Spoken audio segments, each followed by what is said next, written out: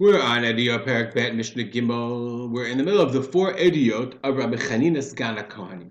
And we're going to have this third and the fourth in this Mishnah. It says the Mishnah, Avu Yid, even he also testified, Rabbi Chanina's Gana Kohanim, Al Kfar Shaya B'Tzad Yerushalayim, is a village near Yerushalayim.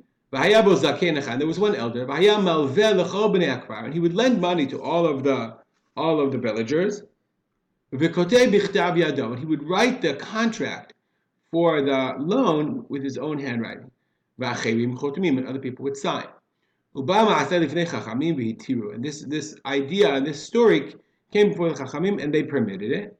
Okay? It's very interesting. What could possibly be wrong with that? I mean, he wrote the shtar and then other people signed it. There seemed to be an indication in the Mishnah that there was a negiah be'edut, that at that time there was some kind of suspicion that a person should write his own contract.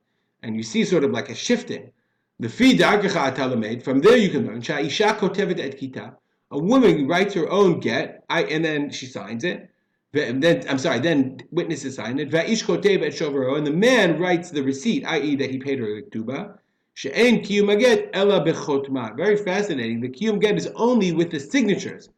Chotmim, with the signatures.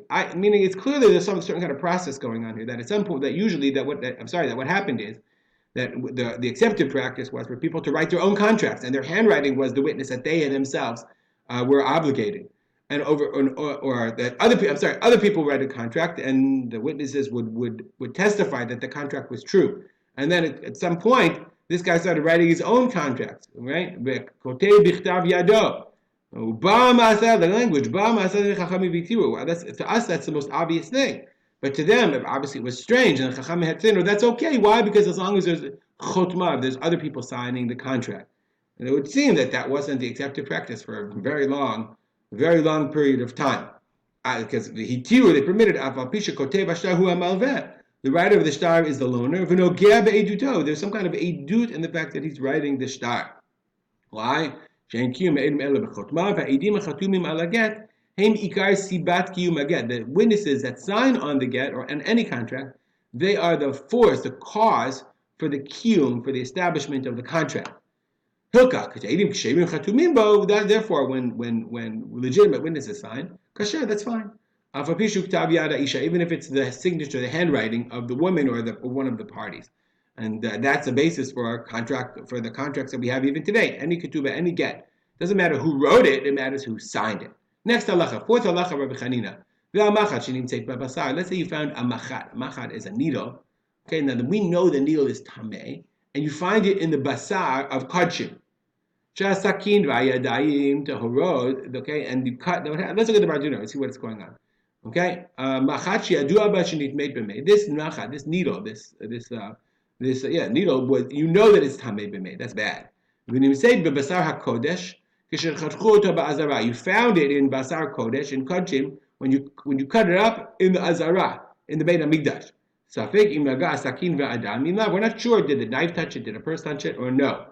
So says the Mishnah, we know this, the people and the knife are tahor.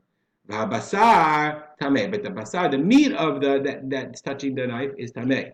If you found the needle not in the meat, but in the perish, in the fecal matter of the animal, in the intestines, then everything's fine. The animal ate it and it's in its intestines, but not in the meat itself.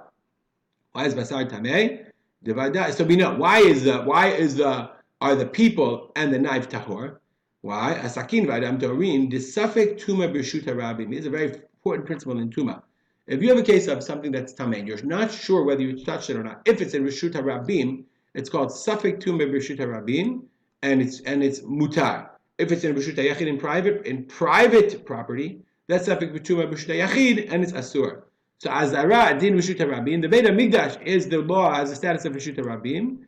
And therefore, since it's Reshut HaRabim Sveiko Tahor, it's permitted. The Basar is Tameh, why? The Vadai Nagabo Tuma. Because the meat, the needle touched the meat, and therefore the needle made the meat Tameh. Now, all the commentaries discuss how is it possible? The meat is the meat wet? Is the blood make it Machshir L'Tuma? We'll get to that in future Mishnayot. Stop here and dedicate our learning to remember my father, Rav Simcha Ben Yitzchak Kalman. Have a great day.